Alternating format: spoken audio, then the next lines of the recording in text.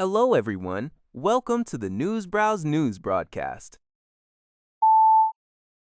NPR reports that tensions are rapidly escalating near the Strait of Hormuz following two significant maritime incidents. A vessel anchored off the United Arab Emirates was seized by unauthorized personnel and taken towards Iran. Concurrently, an Indian-flagged cargo ship, the Haji Ali, sank near the coast of Oman after being attacked, though the perpetrators remain unidentified. All 14 Indian crew members were rescued by the Omani Coast Guard. These events occurred as Iran reiterated its claim of control over the vital waterway, through which a fifth of the world's oil passes, causing global economic instability and fuel price hikes. Iran has put forth 5 conditions for future talks with the U.S., including reparations and recognition of its sovereignty over the strait. Meanwhile, U.S. President Trump met with Chinese leader Xi Jinping, with both agreeing the strait must remain open. A top U.S. military commander acknowledged Iran's degraded military but noted its rhetoric significantly impacts shipping and insurance industries.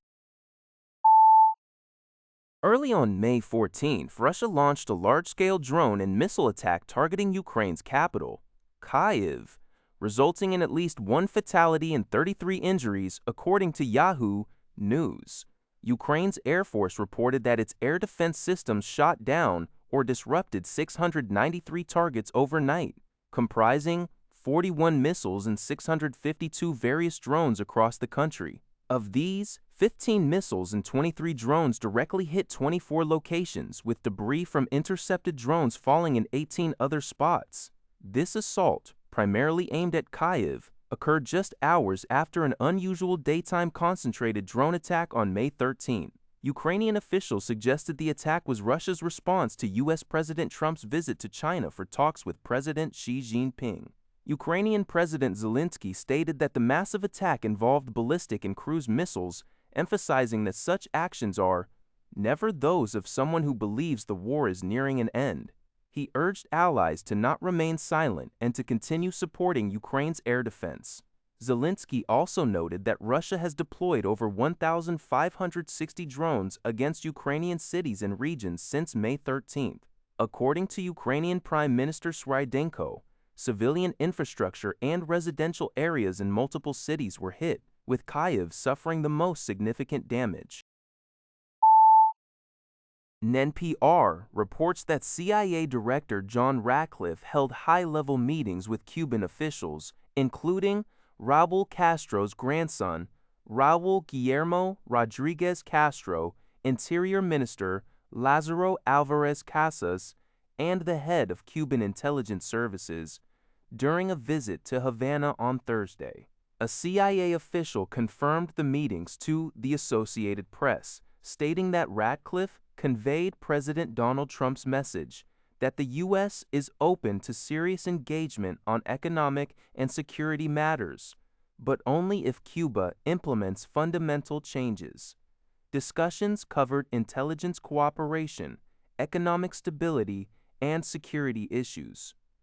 The Cuban government acknowledged the meeting occurred amid complex bilateral relations, asserting that the island poses no threat to U.S. security and challenging its inclusion on the U.S. list of state sponsors of terrorism.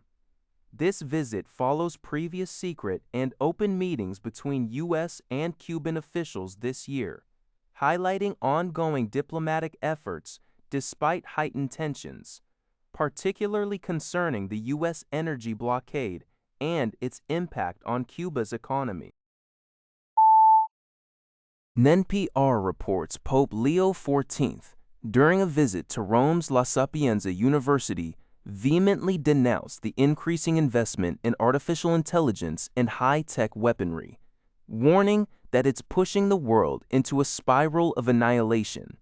Addressing faculty and students, including young Palestinian scholars from Gaza, the American Pope called for immediate peace in the Middle East and Ukraine. He criticized the dramatic rise in military spending, particularly in Europe, arguing it diverts crucial resources from education and healthcare while enriching elites. Pope Leo XIV emphasized the urgent need for better monitoring of AI development and its application in both military and civilian contexts, stressing that it must not absolve humans of their ethical responsibilities. He views AI as one of humanity's most critical challenges, a theme he plans to further explore in his upcoming first encyclical. Laine Zauba reports that the Israeli military issued evacuation warnings to 5 villages located in southern Lebanon on Friday morning, May 15th.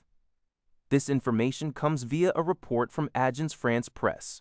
The brief announcement highlights ongoing tensions and potential military actions in the volatile border region between Israel and Lebanon, prompting residents in these specific areas to prepare for possible displacement.